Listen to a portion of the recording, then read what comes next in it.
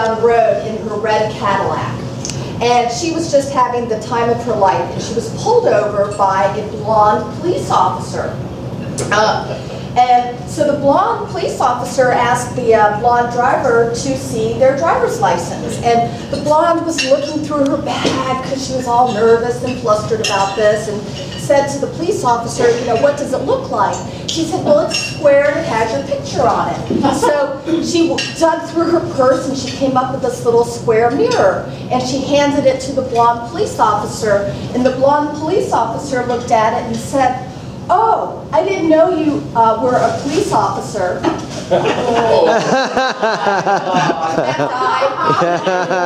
Yay! That's all I have, except for another announcement as well. So Leah is having her District Peace concert on November 14th. And just know that I am arranging a bus to take us all up there, so that it will probably leave from Foster City, although if I have enough people in this area, it may be willing to make a second trip. Generally, the cost is about $30 or $32 for the bus ride, but it picks you up and it drops you off, and you can drink on the bus, you can be free and wild. Any questions about that? I'm Valerie Wong. I'm born and raised in the city. I work for a company called Hastings Realty Group, and the exciting thing for me is my son just got engaged, and also I mentioned that he just came back from Singapore, so he'll be leaving for Singapore for about a year, starting at Cafe for Facebook. And when he comes back, we'll get married. Wow. And so another exciting thing for me is I just started a networking event every month, and it's just to help people, more like seniors. That was inspired by the problem that I'm having with my parents and their trust and everything like that. So I have a networking event 1 month, and then the following month will be an educational piece, where this month will be estate planning and trust, to help people who need information about that. And maybe reverse mortgage. And my friend Dave invited me today. Oh, walk in the No, sorry. That's punishment. This is not a joke. I was contacted by my niece, who is at Hillsdale High School, and she just became the librarian at the school and discovered that the school doesn't have a very good library. And she wanted to know if there's anything Rotarians or anybody could do to bump up the library. Now, I haven't figured this out yet. I'm just offering as an idea. If anyone, I know we could donate some money to get them some books. I'm also contacting the San Mateo luncheon group to see if maybe someone from that group would like to help. She'd like about 300 or 400 new books, hardback obviously, but they could be fiction, nonfiction, appropriate for high schools. I asked her to maybe get a list of authors that they might want. For these new books now? Yeah, these would be to give to something you bought that you read that you'd like to give to the library. It might interfere with our garage sale in the spring, so I haven't proposed it all. I'm just asking the question. And anyone who has any ideas or what they'd like to do, if you would talk to me. I'm just kind of hanging out there. Told her I'd do what I could, and it's not my expertise. Where's the high school? Hillsdale High School in San Mateo. Oh, okay, gotcha. Could you send me an email, because I read history all the time and I never know what to do. We'll do. Yeah, if you could put something together. Great. I talked to Mike about it, and like we say, our club could give some money, but a lot of us read, and maybe just the hardback books that we have at home that we've read and stuck in a cabinet somewhere. Or if you know friends and Yeah, that reads. And from my point of view, this is a great way, with the flyer, we go meet our neighbors, meet our friends, ask if they'd like to help contribute to the high school.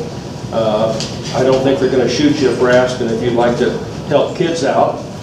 But anyway, that's what I have to say. It was the joke about the police woman pulling over the blonde. Well, One of the drivers at this company is a retired deputy a sergeant from the sheriff's department.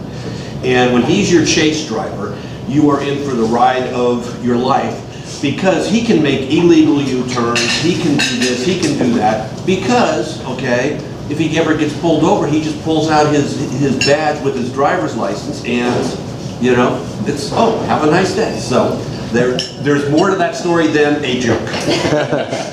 All right, Peter. So I have my bass flute in the car, and I was thinking of bringing it in and playing for it. But I don't think that's quite the way to do it. I That's do good want though, next time. Next time. Okay. I do want to let you know ahead of time, on the 13th of December, which is a Saturday, check behind it, the Magic Flute Orchestra will be playing at St. Michael's Church, the church down near 9th Street on El Camino. Oh, St. Matthew. St. Matthew's. Their sanctuary has fabulous acoustics. There will be, usually there are 32, there'll only be 28 of us, all flutes, ranging from to a contrabass flute that stands like this and goes around, it's 12 feet tall, and one of the smallest women in the orchestra plays it. It'll be mostly seasonal music, a lot of, if you don't like Tchaikovsky and people like that, that's too bad, but it'll be light, and it'll be fun, and I'm hoping you all will come and bring guests. Great, thank you, Peter. You said December 13th. It's on a Sunday. What time? Sunday or Saturday? Saturday. So it's the 12th. Oh, okay.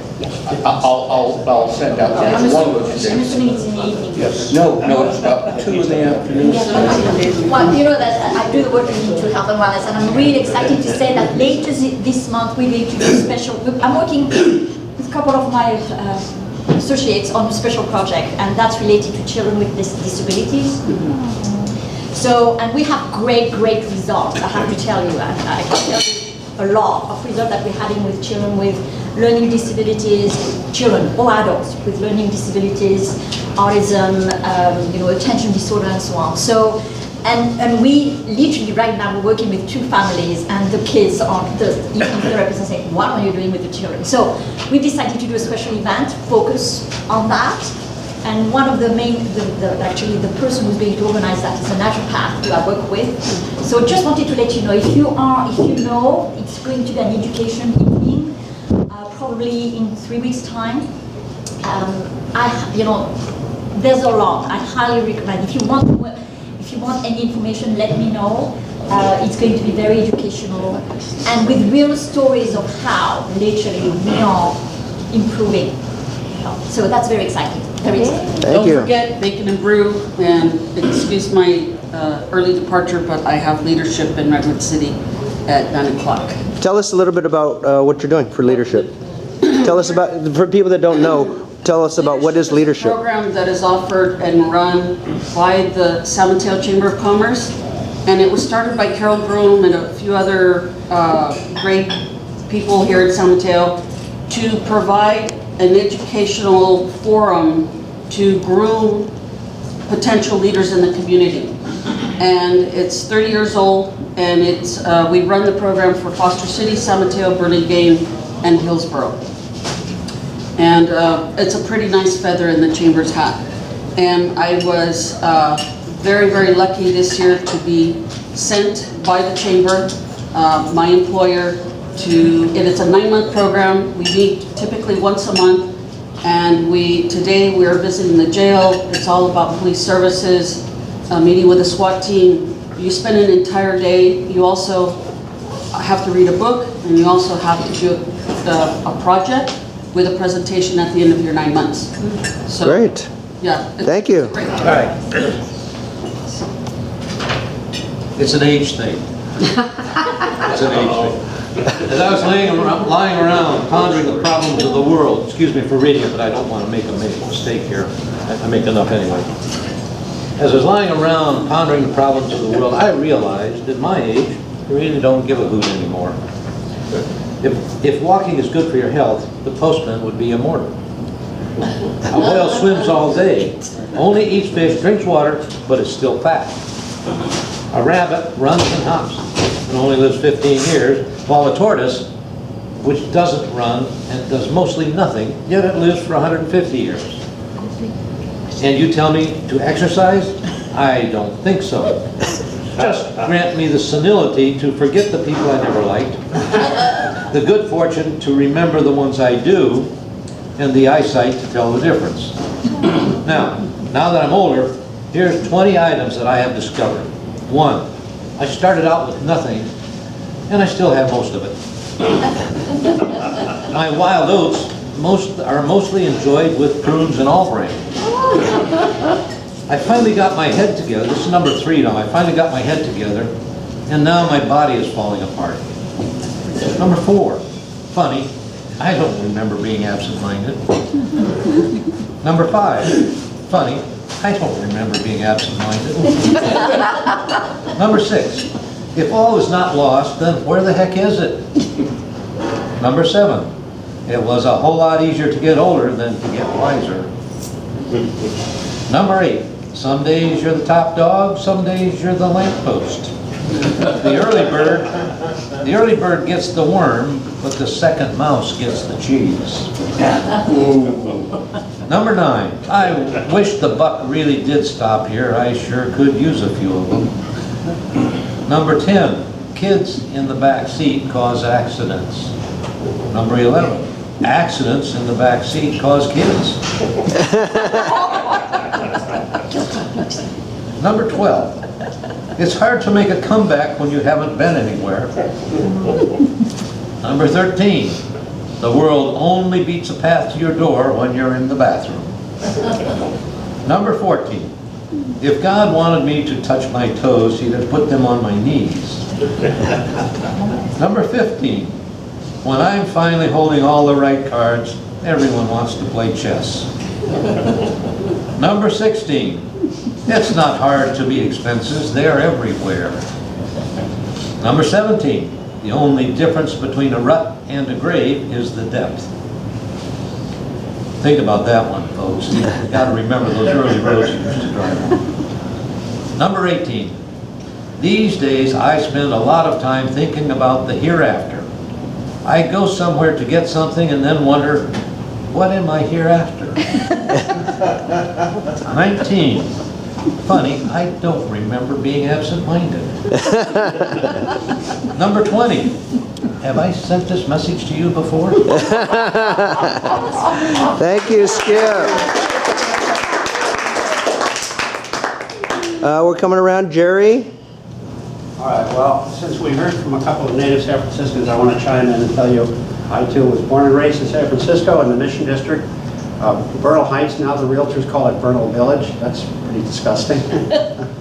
But yeah, I hope this isn't 2 minutes. There are no funny lawyer jokes, but there was a Don, Mafia Don, who realized that there was about $3 million in cash that was missing.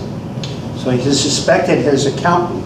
Now the accountant was deaf and dumb, deaf and mute, shall we say, which was an occupational advantage.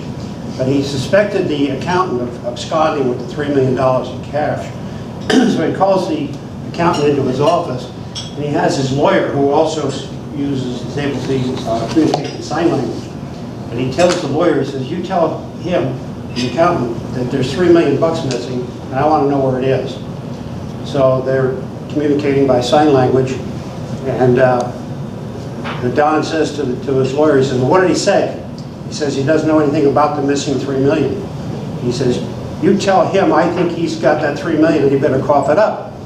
So there's more sign language. The Don says, well, what did he say? He says, he really doesn't know what happened to it. So the Don pulls out a gun. He points it at the accountant. He says, you tell him if he doesn't come up with that money pretty quick, right now, he's a dead man. So the lawyer communicates with the accountant in sign language, and they're going back and forth, and going back and forth, and going back and forth. And finally, the accountant says, okay, the $3 million is in a briefcase. It's hidden behind the barbecue in my cousin Vinny's backyard on Flatbush Avenue. So he communicates this to the lawyer, and the Don says, well, what did he say? He says, you haven't got the guts to use that thing. they decided instead of guinea pigs or any other animals that they would do the research on, they would rather use lawyers. And the reason for this is, one, there's an ample supply. Two, there's no human feeling about killing lawyers, and a lawyer will do anything for $1. Oh. Wow.